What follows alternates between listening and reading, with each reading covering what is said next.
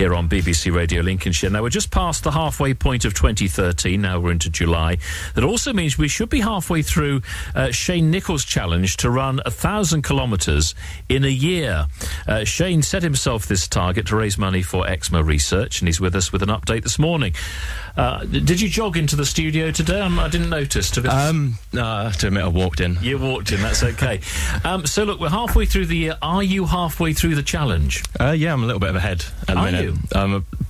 Just over 560 kilometres, so... That's not bad. Have you got the year worked out? Do you know exactly where you'll be doing your running for the whole year, or is it not quite as organised as that? Pretty much I do now, yeah, because there's only so many races to select from. There's only so many weeks left. Yeah. I've got all the weeks lined up pretty much, so... Very good. Now, you've got a 10k that you're doing tonight. Does that tend to be the sort of the distances that you're running, or what have you done?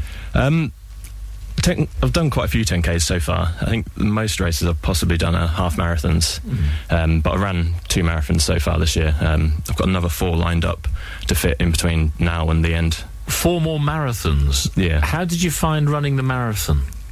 It was quite painful. Yeah? I think that the issue with the London Marathon was because the winter was so rough and so cold, and you spend all those months training, and then as soon as the London Marathon came, it was just a heat wave on the day, so a lot of people struggled on that one. Did you get to a certain point in the London Marathon that you thought, I can't go any further? Yeah, I pretty much fell apart at 20 miles. Really? Yeah, I was on sort of time to come in around 3.5 hours, but at 20 miles it suddenly started to hit me, and then I came in around 3 hours 47, so it didn't slow me up too much, but it was a lot more painful from there on. So was the second marathon you did, whereabouts was the second one? The second marathon was on the Norfolk coast. Right. And was that easier for you than the London Marathon had been? In a way, mentally at least, because I know I could run the distance, but it was a lot more of a challenging course. It was an off-road one, so it was doing a lot more damage to my joints and everything, and it's hillier as well. So marathons, you did a couple of those, 4 more marathons to go. I'm reminding you here. Yep. I mean, you've done several half marathons. Have they been good for you? Yeah, I mean, half marathons are kind of my preferred distance, really, because, I mean, 10Ks I enjoy, but I kind of feel that they're over before they've begun. And half marathons, you're out running a good hour and a half, so it's nice. Just remind us why you're doing all this. I've mentioned eczema research, but tell me the background to doing these runs and setting yourself this challenge. Well, my partner Jenny suffers sort of from severe eczema, sort of to the point where most days she can't leave the house, and it's got quite severe quite recently. So, I mean, around October time last year, we was both in quite a low point with it. We was just struggling to cope. So I just decided that I could do what I could to try and help her. So. And what sort of treatment has she had so far for the eczema? I could be here for about the next half an hour reading it all off. And it's been seven years when it's been quite bad. So she's tried a lot of different treatments, like immunosuppressants, different creams, different types of therapy. I mean, what she's trying at the minute is to avoid taking steroid creams, because there's a theory out there that they will actually make it worse, because adult eczema isn't supposed to exist. People always say it's a condition that you grow out of, but there's more and more cases of adults suffering like that throughout their entire lives. So I mean, there's a movement out there of this, sort of led by a few doctors, where patients stop taking the steroid creams, and then after sort of 6 months to 2 years of some very, very horrific withdrawal process, they're eventually cured.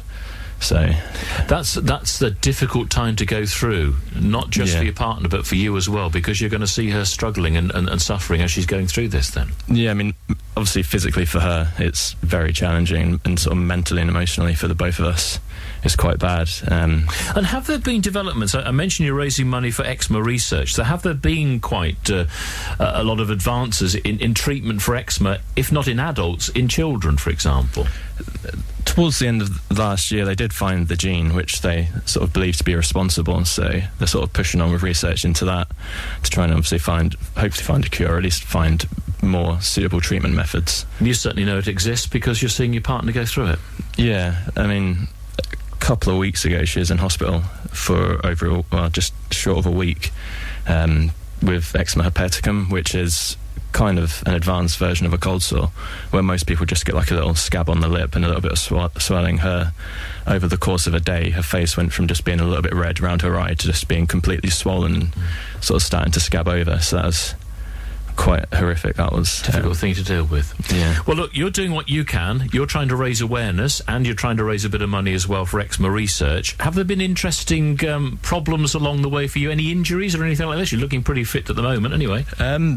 I've been quite fortunate injury-wise, really. I mean, obviously the amount of running, your feet take quite a bit of a battering, but there hasn't been any race where I've gone into it with a significant enough injury to be overly cautious with, anyway. Now, I'm sure the London Marathon will always stick with you as a great thing to have done and been part of the London Marathon. Of the other races you've done, either long distances or shorter ones, are there some special ones that will always stay with you so far? There's been quite a few different challenging ones, definitely. I mean, I've ran 23 races so far this year.